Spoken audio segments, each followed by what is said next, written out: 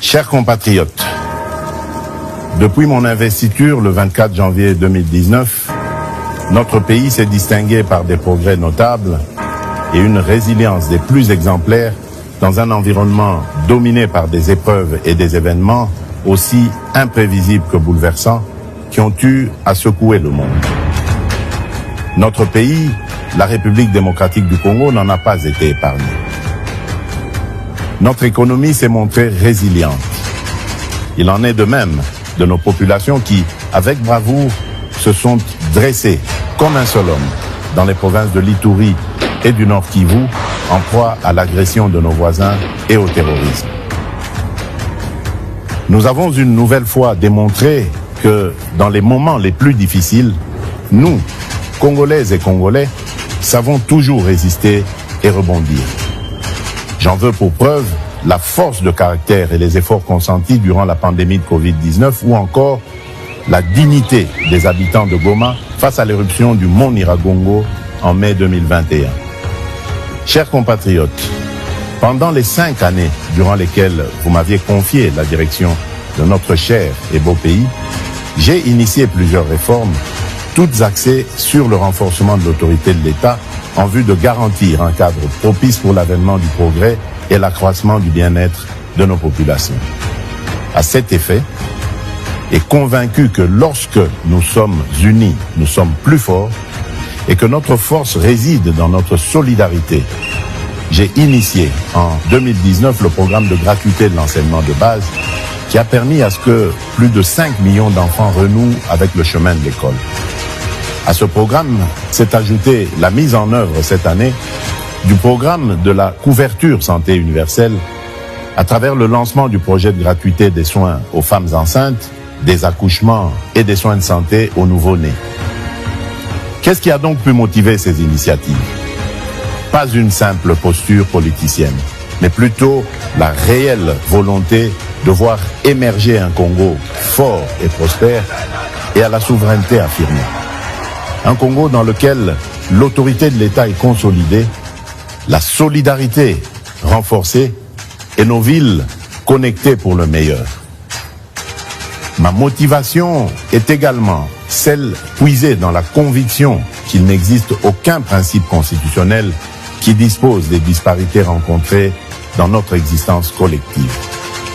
C'est fort de ces convictions que j'ai tenu à lancer le programme de développement local dans les 145 territoires, en partant de la conception que les conditions de vie ne peuvent être radicalement différentes selon que l'on vive dans une grande ville ou dans un village reculé au sein de notre territoire national.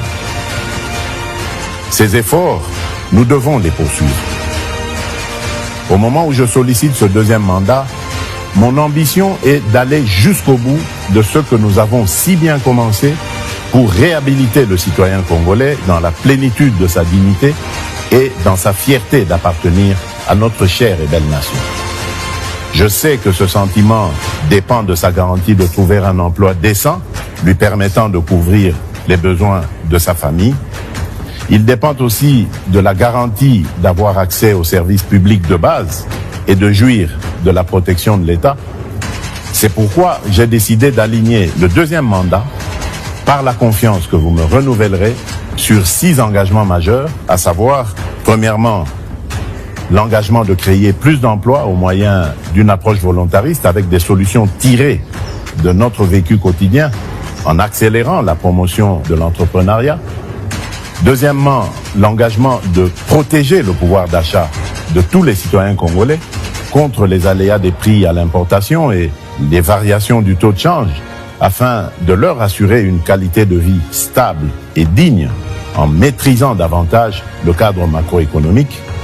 Troisièmement, l'engagement d'assurer avec plus d'efficacité la sécurité pour tous au moyen d'une restructuration profonde de l'appareil de sécurité et de défense ainsi que la sauvegarde de nos intérêts par le renforcement de l'Académie diplomatique congolaise.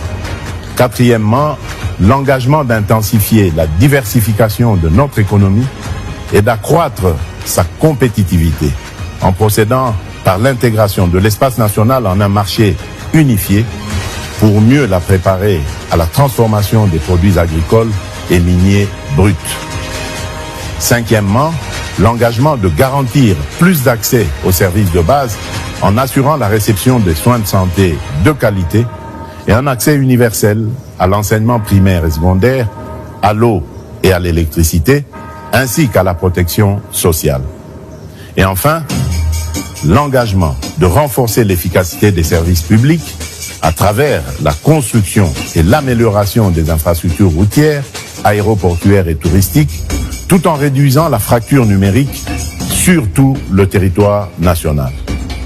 Oui, fort de tout ce que j'ai pu démarrer avec vous, ma conviction demeure qu'un nouveau Congo est réellement possible et je ne ménagerai aucun effort pour capitaliser sur les résultats déjà obtenus et les leçons apprises pour que cette vision de grandeur, tournée vers un futur meilleur, produise les résultats escomptés. Puisque nous avons déjà pris le train du progrès, ne prenons pas le risque le 20 décembre d'aller vers l'inconnu. Poursuivons sur cette lancée pour un Congo plus uni, mieux sécurisé et plus prospère. Je suis Félix-Antoine Tshisekedi Tshilombo et le 20 décembre, je suis le numéro 20.